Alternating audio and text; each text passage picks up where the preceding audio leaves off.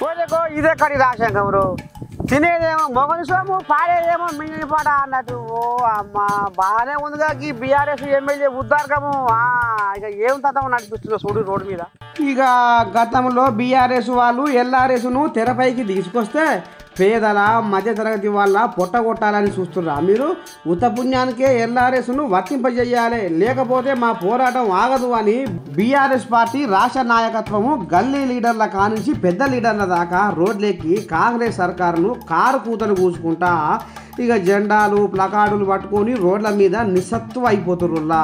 ఇగో ఈ Vemulawada BRS incharge Chalmeda Lakshmi Narasimha Rao నీ పాడైపోయినారా, అందరికో వేషం ఉంటే సార్కో వేషం అయిపోయింది.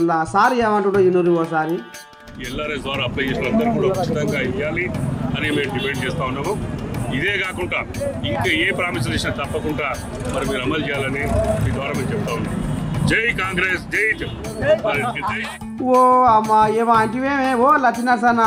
ఓ లక్కమా ఇదేందే నీ పని సలకుండా ఎక్కడ పోతుందే మనసు అత్తగారించి పోతున్నా అదే. జై కాంగ్రెస్, జై కాంగ్రెస్, జై కాంగ్రెస్, జై కాంగ్రెస్, జై జై. ఇక ఇన్నారులా చిత్తం శివుని మీద మనసంతా పరమాన్నం మీద అన్నట్టు పాదవాసన గుర్తుకొచ్చిందో ఏమో కానీ ఈ రకంగా మాట్లాడి మీడియా ముందు నవ్వుల పాలయ్యిండుల్లా ఈ మనిషి. జై కాంగ్రెస్, జై కాంగ్రెస్ అని ఎట్లా అంటుండుల్లా. ఉన్నదేమో బీఆర్ఎస్ పార్టీలా, ఇక మొత్తుకునేదేమో కాంగ్రెస్ పార్టీకి జై కొడుతుండు. ఇది కథ నడుస్తుందిలా. ఇక ఎల్ఆర్ఎస్ మీద తలసాని సీనన్న ఏమంటుండో ఇందాం పారి ఒకసారి. ఎట్టి పరిస్థితుల్లో ఫ్రీగా రిజిస్ట్రేషన్ వరకు చేసే వరకు వదిలిపెట్టే సమస్యనే లేదని చెప్పి నేను ఈ సందర్భంగా తెలియజేస్తా ఉన్నాను.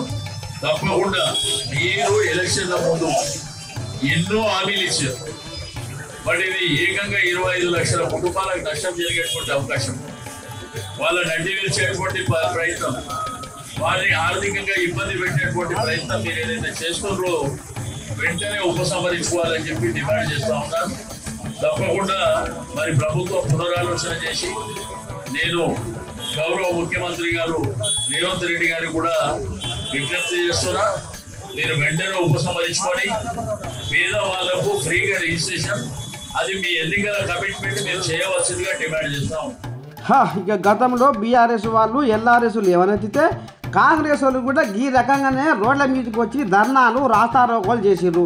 మరి ఇప్పుడు అధికారంలోకి వచ్చినాక ఎల్ఆర్ఎస్ను మళ్ళీ ఎందుకు లేవనెత్తిర్రు అనేది ఇప్పుడు బీఆర్ఎస్లు ఒకటే కుమ్మక్కయ్య నీ దండం పెట్టి ఇక ఈ రకంగా రోడ్ల మీదకి వచ్చి దుమ్ము చేస్తుర్రులా.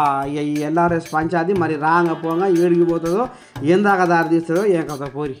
జై కాంగ్రెస్, జై కాంగ్రెస్, జై కాంగ్రెస్, జై కాంగ్రెస్, జై జై.